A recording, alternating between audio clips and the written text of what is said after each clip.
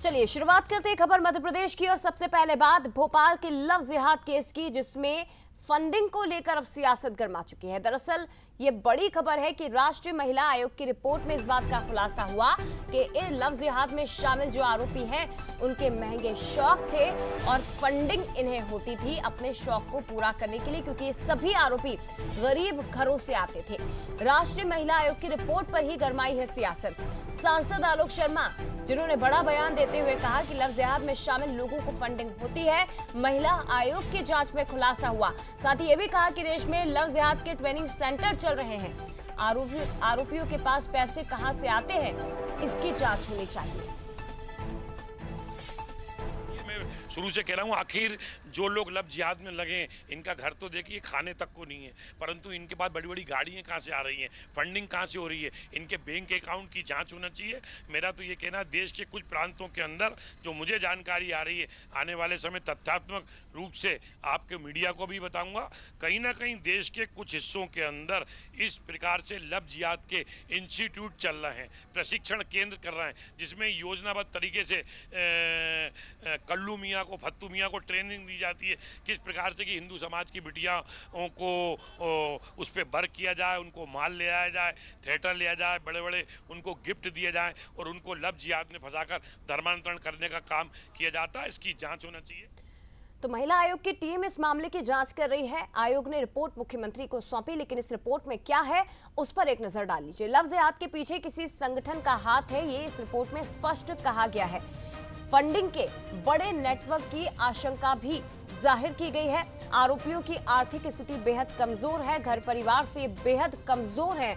आरोपियों की लाइफस्टाइल लेकिन बहुत हाईफाई है, इनके महंगे महंगे शौक हैं। पीड़िताओं पर धर्म परिवर्तन का दबाव बनाया और उन्हें महंगे गिफ्ट, लग्जरी कार, बाइक का लालच देकर झांसे में लिया। रिपोर्ट में नशा देकर रेप करने के भी आरोप लगे हैं। ड्रग तस्करी से जुड़े एंगल की भी संभावनाएं रिपोर्ट में जाहिर की गई है।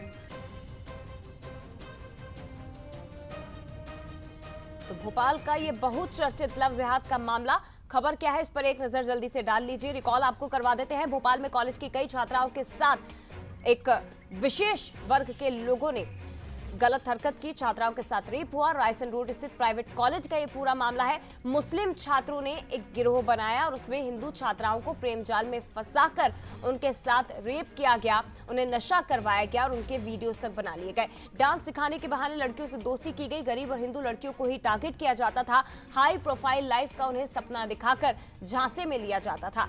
नशीला ड्रिंक पिलाकर बारी बारी से आरोपी लड़कियों के साथ रेप करते थे और इतना ही नहीं, उन लड़कियों से अपनी सहेलियों को भी लाने की बात कही जाती थी। ब्लैकमेलिंग का ये खेल चल रहा था। सहेलियों को भी इन्होंने शिकार बनाया। छात्राओं को मांस खिलाने यानी कि नॉनवेज खिलाया, गांजा पिलाया, नशा करवाया। इस तरह के तमाम आरोप इन्हीं पीड़िताओं की ओर से लगाए गए थे। चलिए, और हमारे साथ इस वक्त एग्जीक्यूटिव एडिटर मनोज सैनी जी और ज्यादा जानकारी के लिए जुड़ गए हैं। मनोज जी, जो बात रिपोर्ट में सामने आई है वही बात सांसद आलोक शर्मा भी कह रहे हैं और इस पर सियासत गर्मा गई है। लेकिन जरूरी यह है कि गरीब तबके से आने वाले ये आरोपी अगर अपने महंगे शौक को पूरा कर रहे हैं तो ये कैसे संभव है, इसकी जांच हो। देखिए, ये बात तो लंबे समय से कही जाती रही है, गाए बगाए जहां तहां से ये सवाल उठते रहे हैं, लेकिन अब किसी चीज की पुष्टि होना जया। और जब महिला आयोग ने इस पूरे मामले की जांच की, लव जिहाद की, तो वो तमाम तरह के तथ्य, जिन तथ्यों की चर्चा होती रही है, वो कागजों पर आ गए।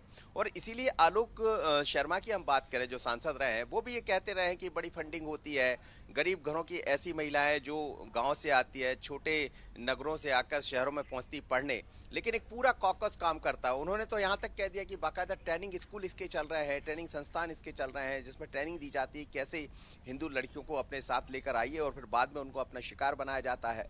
और ये लव जिहाद के बाद ऐसी तमाम तरह के खुलासे हुए। पर आलोक शर्मा की जो बात पहले से वो कहते रहे थे वही कहीं ना कहीं महिला आयोग की जांच में भी सामने आया। तो अब ये मुद्दा बहुत बड़ा हो गया और इसीलिए इस पर नजर केंद्र की है। राज्य सरकार लगातार इस पर काम कर रही है। कई जिलों से ऐसी खबरें आ रही कि जो बातें कही जा रही थी वो उसके सबूत मिल रहे हैं, उसके सुराग मिलना शुरू हो गए। तो इसी पर सरकार भी काम कर रही है और आने वाले दिनों में देखिए आप और कई बड़े खुलासे होने वाले हैं महिला आयोग की रिपोर्ट के बाद, क्योंकि बात अकेले मध्य प्रदेश की नहीं है बल्कि देश भर की राष्ट्रीय महिला आयोग के और देखिए अभी तक केवल ये बातें कही जा रही थी मनोज जी, ये बात बिल्कुल सही है, लेकिन अब महिला आयोग की जांच रिपोर्ट में सब कुछ कागजों पर आ गया है तो इसकी भी जांच होगी। फिलहाल बहुत धन्यवाद आपका तमाम जानकारी साझा करने के लिए।